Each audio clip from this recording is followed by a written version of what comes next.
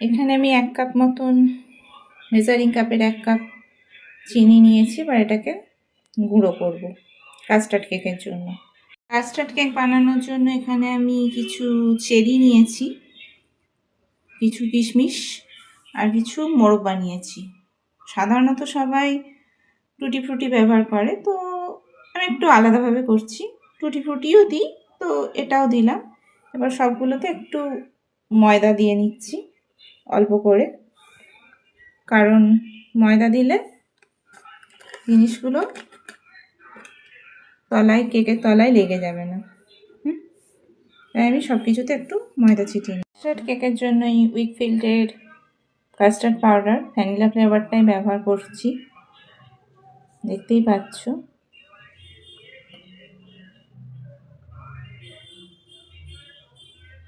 Custard powder যার একটা খুব সুন্দর গন্ধ আছে এবং দেখতেই পাচ্ছ। এবার আমি ময়দার সঙ্গে মিশিয়ে নেব মাপ অনুযায়ী। এখানে আমি হাফ কাপ মতন, প্রায় হাফ কাপ মতন কাস্টার্ড পাউডার নিয়ে নিয়েছি আর ময়দার সঙ্গে মিশিয়ে নিচ্ছি, মানে শুকনো ইনগ্রিডিয়েন্টসগুলো এবার আমি একসঙ্গে সব মিক্সড করে নিচ্ছি।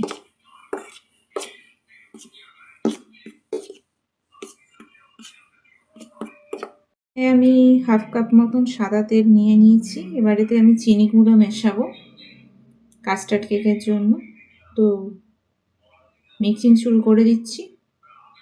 চিনিটা আমার দিয়ে দিচ্ছি, এবার মিক্স করতে শুরু করে দিচ্ছি। এরপরে শুকনো ইনগ্রিডিয়েন্টসগুলো সব এক এক করে মিশিয়ে বাকি মিক্সিং প্রসেসিংটা আমি শুরু করে দিচ্ছি। প্রসেসিং আমি শুরু করেই দিয়েছি কাস্টার্ড কেকের জন্য, তো বাকি যা যা আছে সেগুলো এবার শুরু করছি।